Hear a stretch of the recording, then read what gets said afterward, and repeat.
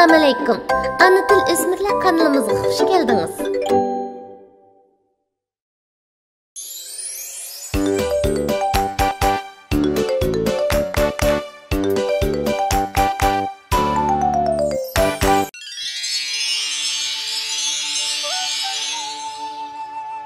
Dinimiz bizni nima ish qilishga buyuradi? Dinimiz bizni iman etishga, axloqqa va ibodatga buyuradi.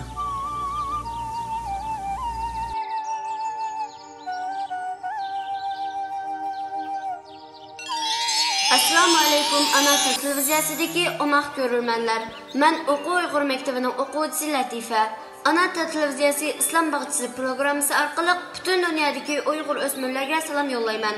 Suratun Nas. A'udhu billahi minash shaytonir rojim. Bismillahir rahmanir rahim.